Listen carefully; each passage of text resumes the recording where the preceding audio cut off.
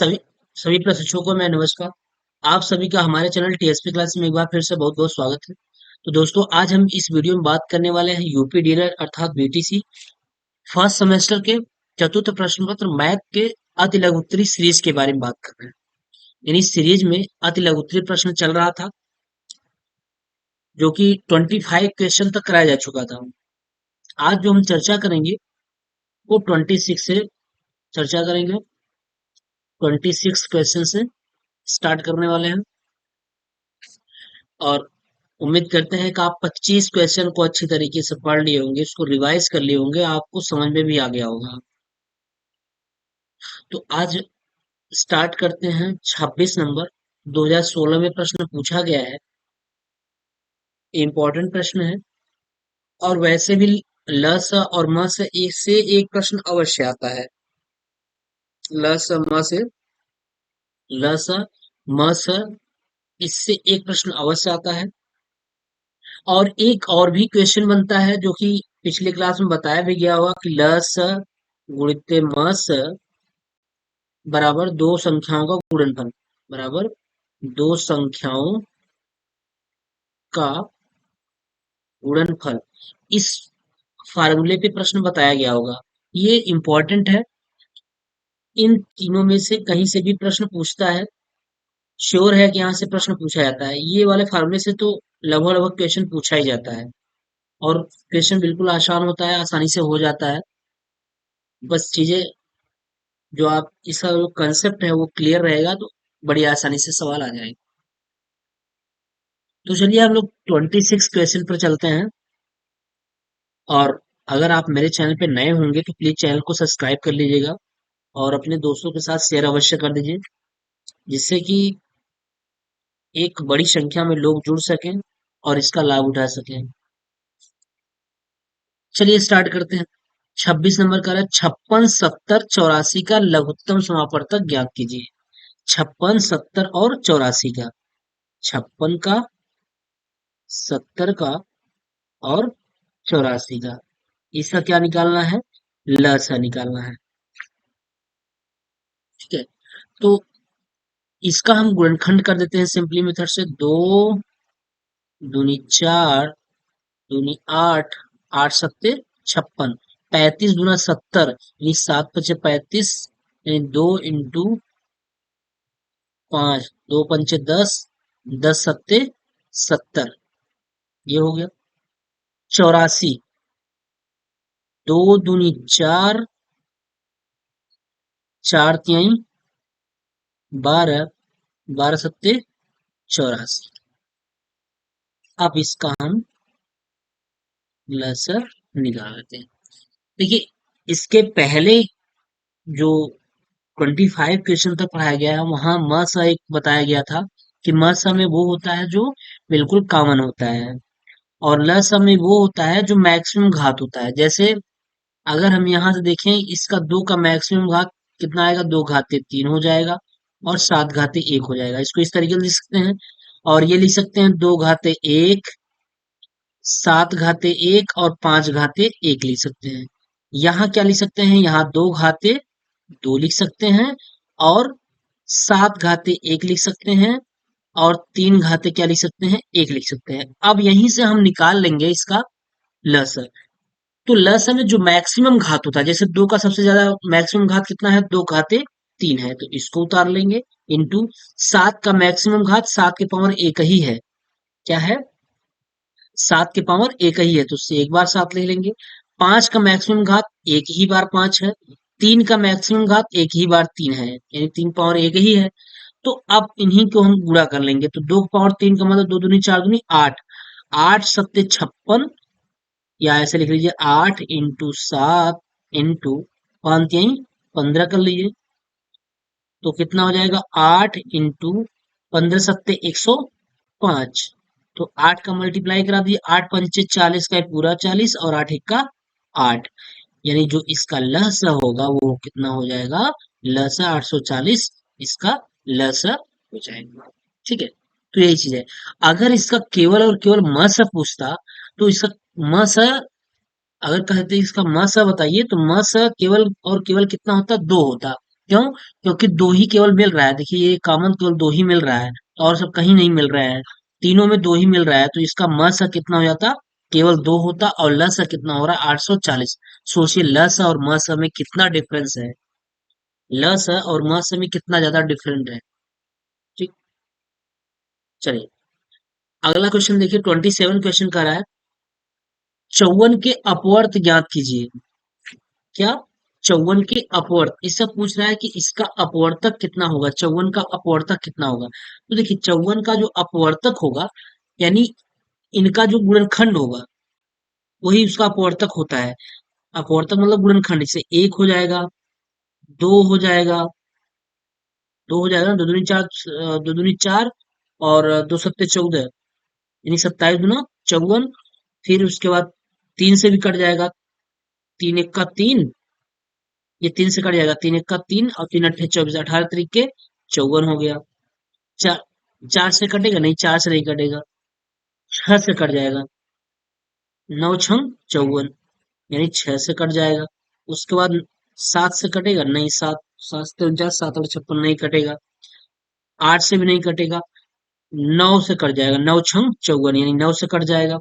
उसके बाद 10 से नहीं कटेगा, 11 से नहीं कटेगा, 12 तिया 36, 12 पंचे 60, 12 से भी नहीं कटेगा, 13 से नहीं कटेगा, 15, 15 तिया 45, 15 चौका 60, 15 से भी नहीं कटेगा, 16 से नहीं कटेगा, 18 से कट जाएगा, 18 तरीके 54, फिर 27 गुना 54, और 54 एक का 54। इतनी संख्याओं से, यानी जो 54 ये है, किन किन संख्याओं से विभाजित हो जाएगी, तो और 54 तक जाना है भाई, 54, लास्ट 54 तक ही तो विभाजित होगी, 54 से स्वयं स्वयं 54 से ही विभाजित होगी, 54 एक का 54। ठीक है, लास्ट यही इसका होगा।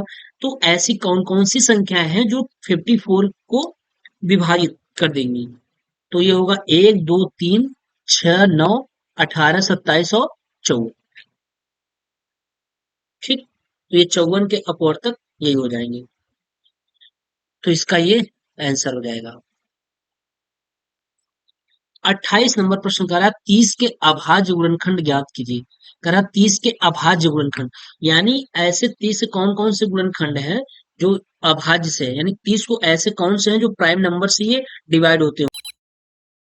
कौन सा हो जाएगा? एक तो ये दो से सबसे छोटा प्राइम अभाज्य संख्या है, दो होती है, दो हो जाएगी, तीन हो जाएगी, और क्या हो जाएगी?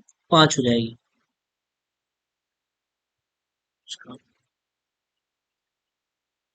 तो दो से कटेगी, दो 15 दूना 30, तीन दहम्मा 30, और पांच छम 30। तो यानी 30 के अभाज्य गुणनखंड जो होंगे, अभाज्य गुणनखंड, तो यहाँ आप लिख लेंगे 30 के अभाज्य गुणनखंड बराबर क्या हो जाएगा? दो से कट जाएगा, ये दो से कटेगा, दो के बाद कौन किससे कटेगा? तीन से कट जाएगा, तीन के बाद किससे कटेगा? अभाज्य होना चाहिए, पांच से कट जाएगा, पांच अभाज्य है। उसके बाद सात से कटेगा नहीं, आठ से कटेगा नहीं, और उसके बाद 11 से कटेगा, बिल्कुल नहीं कटेगा, और चेक कर लिए 13 से कटेगा, नहीं कटेगा, 13 के बाद फिर 17, 17 से कटेगा नहीं, 19 नहीं कटेगा, 21 तो अभाज्य है नहीं, 23 से नहीं कटेगा, यानी अब एक किसी संख्या से नहीं कटेगा। तो 30 के अभाज्य जो गुणनखंड है वो है दो, तीन और पांच। कौन कौन है? दो है, तीन है और पांच है, ये 30 के अभाज्य गुणनखंड। ठीक है, ये इसका आंसर हो जाएगा दो, तीन, पांच। ठीक है, अगला क्वेश्चन देखिए 29 नंबर का रहा है, गुणनखंड विधि द्वारा 120 और 300 का मास ज्ञात कीजिए। कह रहा है गुणनखंड मेथड के द्वारा 120 और 300 का क्या ज्ञात करना है? मास ज्ञात करना है गुणनखंड विधि द्वारा। तो 120 का गुणनखंड, 120, 120 का गुणनखंड, और 300 का गुणनखंड। तो 120 का जब हम गुणनखंड करेंगे तो कितना हो जाएगा? अ, दो,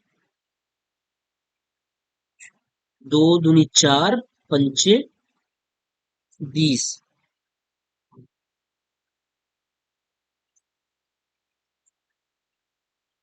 देखिए, 2 से काटेंगे, 2 छंके 12, यानी 7 दूना 120 होगा। और 60 किससे कटेगा? जैसे हम 12 काटना चाहें, या 12 दहम्मा 120 होगा, तो 12 क्या होगा? 2 दूनी 4 तिहाई 12 और 2 पंचे 10। इस तरीके से हम सीक्वेंस में लिख लेंगे। दो को कितनी बार लिख लेंगे? 3 बार। 2 × 2 × 2।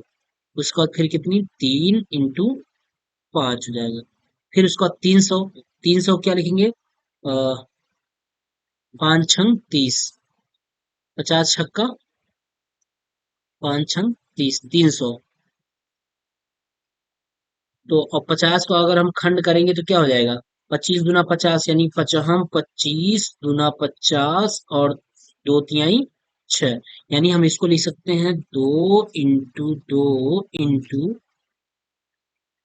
3 × 5 × 5। यही लिखेंगे। अब इसका हम क्या निकाल लेंगे? मसर। इसका मसर निकाल लेंगे। ठीक है। जब मसर इसका निकालेंगे, अब मसर का मतलब वो होता है जो दोनों में उभयनिष्ठ हो। तो पहली चीज तो ये दोनों उभयनिष्ठ हैं, यानी 2 उतर जाएगा। इंटू ये वाला भी उभयनिष्ठ है, ये उतर जाएगा। इंटू अब ये 3 3 उभयनिष्ठ है, ये भी उतर जाएगा। और ये 2 उभयनिष्ठ नहीं है। अब ये 5 और 5 उभयनिष्ठ है, या कोई भी एक 5 लीजिए साथ में, ये हो जाएगा। अब यहाँ इसका मल्टीप्लाई करा लेंगे। 2 दूनी 4 तिहाई 12 पंचे 60, यानी कितना हो गया? 60 हो गया। 120 और 300 का जो मैस होगा वो कितना हो जाएगा? 60 हो जाएगा। तो 2 दूनी 4 तिहाई 12 पंचे 60, इसका जो मस होगा कितना हो जाएगा? 60 हो जाएगा। तो गुणनखंड विधि द्वारा 120 और 300 का मस कितना हो जाएगा? 60 हो जाएगा। ठीक, ये होगा। अगला प्रश्न कह रहा है, क्वेश्चन नंबर 30 कह रहा है, 5/6 व 2/3 में कितना अंतर है? तो 5/6 और 2/3 में कितना अंतर, ये कैसे पता चलेगा? जब हम 5/6 में से 2/3 को घटा देंगे तो हमको अंतर पता चल जाएगा। तो इसका एलसीएम कितना हो जाएगा? 6 हो जाएगा। 6 एक का 6 मतलब 5 हो जाएगा। 5 मतलब 3 दूनी 6 और 2 दूनी के 4। 3 का भाग 6 में देंगे, 2 बार जाएगा। जितनी बार जाता है उसका हम ऊपर गुणा करा देते हैं। तो 3 का भाग 6 में देंगे, 2 बार जाएगा। 2 दूनी 4।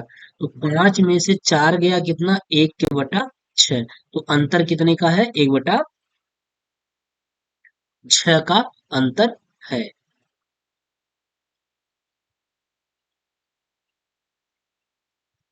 ठीक, 1/6 का अंतर है, यही।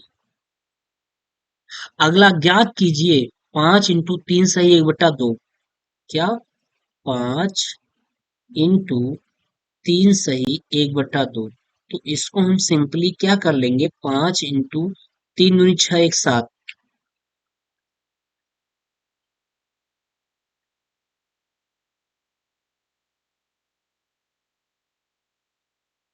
कितना हो जाएगा? 3 दूनी 6 एक 7 हो जाएगा। 7 के बटा 2। अब इसका मल्टीप्लाई करा दिए। 7 × 5 कितना हो जाएगा? 35। 35 का बटा कितना हो गया? 2। आंसर हो गया कितना? 35 के बटा 2। ठीक, 35 के बटा 2। अगर इसको सही बटा निकालना चाहेंगे तो क्या करेंगे? 35 में हम 2 से क्या कर देंगे? भाग दे देंगे।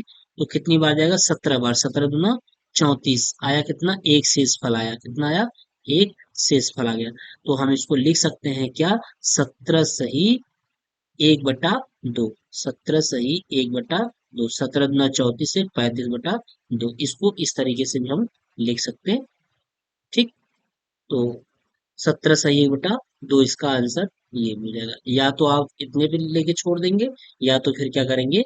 17 सही 1/2 लास्ट इसका आंसर जो होगा वो 17 सही 1/2। ठीक है। चलिए, अगला प्रश्न देखिए। 32 नंबर का रहा है, हल कीजिए।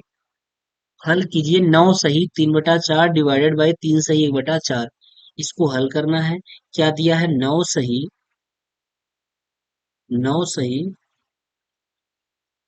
सही 3/4 डिवाइडेड बाई 3 सही 1/4। 4 9 आई 36। 36 और 3 39। 39 का बटा क्या हो जाएगा? 4। और डिवाइडेड बाई 4 3 12 1 13। 13/4। ये भाग है तो हम भाग देते हैं 39 में 4। और जब भाग, अब इसका भाग दे दीजिए या फिर अगर मल्टीप्लाई लगा दीजिए, गुणा का चिन्ह लगाने के बाद जो इसका हर है उसको ऊपर कर लीजिए और जो अंश है उसको हम नीचे कर लेते हैं, तब भी ये बात एक ही होगी।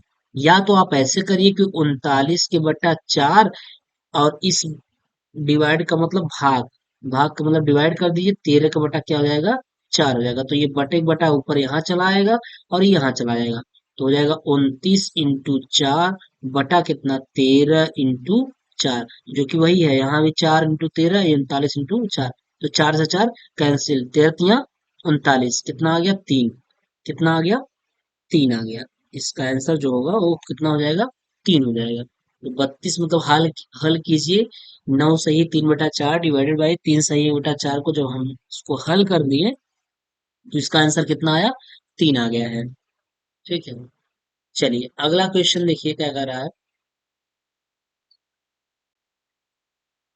अगला क्वेश्चन कर रहा है, रोहित के पास 4x - 3y + 7z आम है, उसमें से -2x - 3y + 7z आम अपने भाई को दे दिए। अब उसके पास कितने आम हैं? यानी इतना आम था, इसमें से इतना आम दे दिया। जैसे आपके पास 50 रुपया है या 50 आम है, इसमें से आप 20 आम अपने भाई को दे दिए, तो क्या करेंगे, घटाएंगे ना, कि इसमें से हम घटा देंगे, उसमें से क्या करेंगे, घटा देंगे, आंसर हो जाएगा।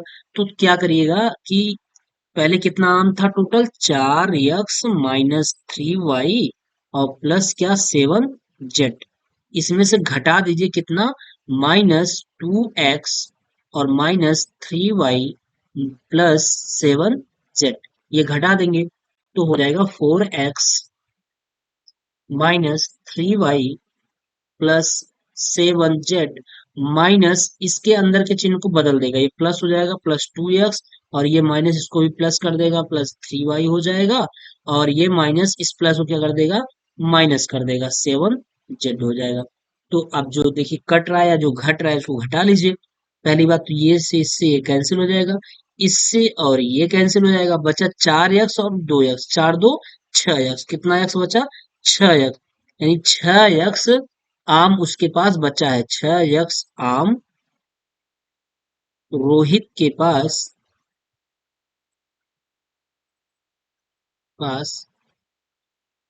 बचा है। ठीक, रोहित ऐसे लिखा जाएगा, ठीक है ना। रोहित के पास कितना आम बचा है, 6x आम बच गया। तो करना कुछ नहीं था, बस माइनस कर देना था, घटा देना था। घटाना आप दो तरीके से घटा सकते हैं, एक ऊपर नीचे भी घटा सकते हैं, इस तरीके से कुछ, 4x - 3y और +7z और -2x -3y और +7z, इसको भी इस तरीके से घटा सकते हैं, घटाना में चिन्ह बदल जाता है, ये प्लस हो जाएगा, ये भी प्लस हो जाएगा, ये माइनस हो जाएगा, तो इसी तरह से हो जाएगा, 4 2 6x। आप इस तरीके से भी घटा सकते हैं, चाहे इस तरीके से घटाइए और चाहे इस तरीके से घटा लीजिए, आपको दोनों पता होना चाहिए, किसी भी तरीके से आप सवालों को हल कर सकते हैं। ठीक, चलिए